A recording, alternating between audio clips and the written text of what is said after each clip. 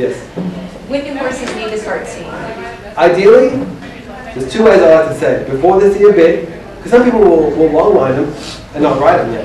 So I don't want to say like a 2, because 2 is usually what I say. But if you're long lining them as a young horse, because you want to get them used to being long line, then before they see a bit, because I want a bit seat in their mouth. Just imagine you're a horse who's never had a bit in your mouth, and your first introduction to a bit was with a really sharp mouth.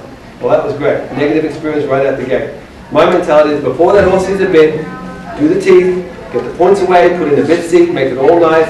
Well, they won't have canines that young anyways, but get them out comfortable so that when you put that bit in their mouth and let them mouth it, you go, this isn't such a bad thing. Therefore, the first introduction to the bit is a good one. Because training is all about experiences. You give something negative, they're going to start disliking it. You give something positive, they're going to think this is a good thing. So that would be, and then it should be done, well, conventional wisdom is really once every 6 months from 2 to 5 because they're losing a bunch of teeth.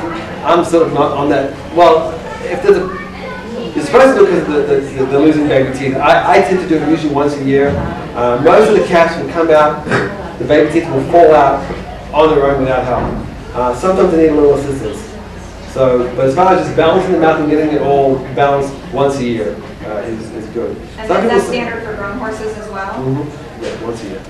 There's some that say every 6 months. I think it's a little excessive because I'll do a horse season even after a year. It's like, you know, there's not a whole lot to do in here now because I did a good job the first time. So every 6 months, I feel like I'm taking your money. It's not.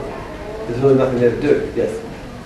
My horse, like, he works better without a bit. Mm-hmm. Maybe his teeth are bothering him so much that he doesn't like a bit. There's a very good likelihood.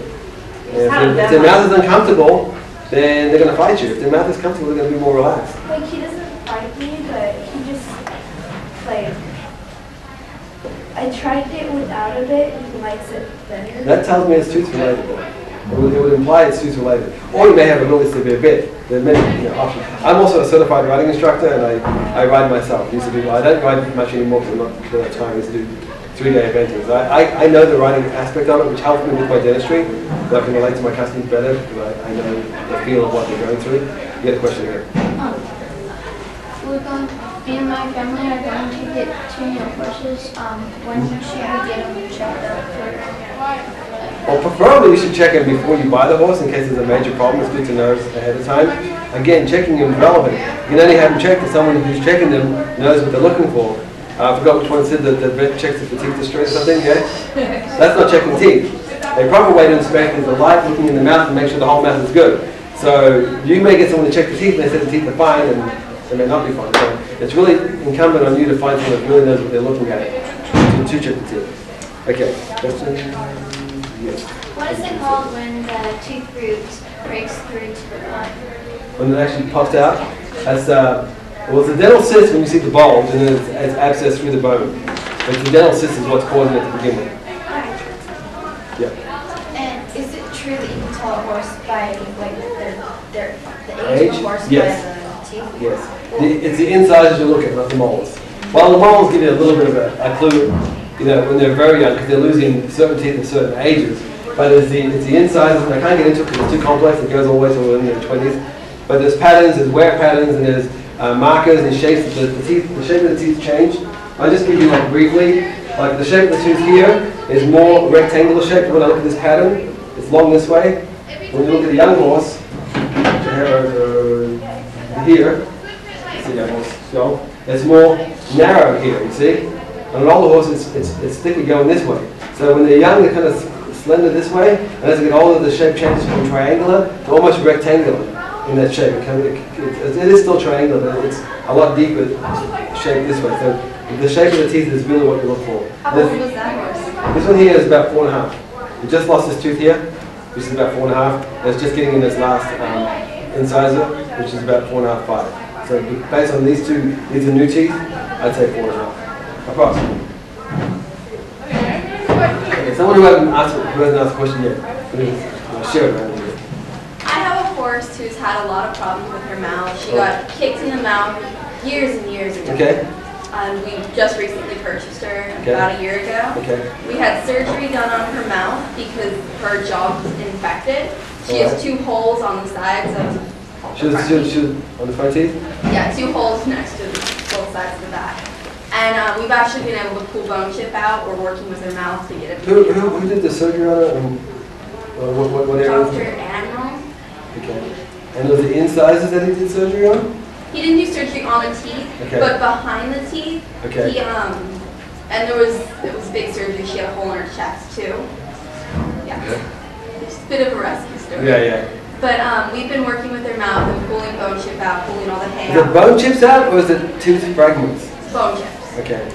And we were just wondering about using a bit in her mouth. You know, without seeing the horse's mouth, it's hard to comment because I don't know exactly how severe it is. I'll be kind of shooting in the dark if I said anything either way on that one. It's sort of a hard one to answer for. You'd have to see an x-ray. You'd have to, inspect the mouth physically to really know. When I have something that complicated, you've got to have more information to know, to be able to give you good advice. Yeah. How do you know whether or not you should take your horse to an actual equine vet or just keep using your veterinarian? You mean like Well, when we you say lost equine vet, like someone who does dentistry, you mean? Who specializes in dentistry, is that what you're trying to say? Because we're kind of, we've only had our horse for years. All right. I don't know any different. I mean, our vet just left, so now we have a vet company. We live in Tehachapi in Kern County. Okay. And they have somebody else coming down, but he did his teeth, but I don't know enough to know. I don't want to sound critical, but I'm just going to tell you what just happens to be factual. Most veterinarians have limited experience in teeth. Dr. Kelly happens to be one of them that doesn't. He actually knows what he's doing. I don't want to sound mean, but it just happens to be what it happens to be. Most vets do not have that much experience in teeth because one, all of them don't want to do dentistry. It's not a favorite part of their practice. And two, it's not really taught in vet school to begin with. They have to go after they're done with vet school and pursue further education if they so desire.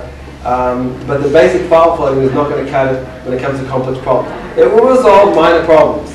They can pull wolf teeth, they can probably do some canine reduction, some basic floating. But any occlusal surface, which is to me is the important part of dentistry, that kind of stuff, unless they've been really well trained, they're not going to be able to do that kind of work. She's got a 3-year-old gypsy, and he like pulled out his baby molar. Well, that's standard. That's the easy stuff. Pulling out baby caps is really, because when you pull out one of the deciduous caps, they're already coming out, and you can see the permanent tooth bulging through. It's actually forcing it out already. So usually when you pull out a baby tooth, you can see the permanent right behind it. So they come off relatively easy. But he's gone now, so I guess we should actually find to do his yearly maintenance. Should we go to an equine dentist? Someone that knows what they're doing, if you can find someone that's good.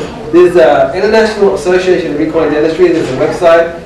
You can go state by state, and you can find out people who are members of the association, and most of those are well-informed and well-educated. Yeah. I had an older horse Mm-hmm. Red flag. What was the question? I'm sorry. She has an older horse that soaks its hay. Okay. It gets its hay and puts it in the water. That's obviously the horse is smart because it knows to soak its hay, it's not about to eat it. So it's trying to, my guess is the teeth are probably in bad shape. And how old is old? 18, not that old.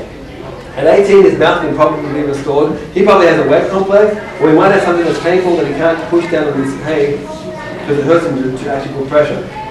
And that mouth should be able to be restored to a normal functioning mouth. If it's really old, I take it to teeth done regardless by someone that knows what they're doing.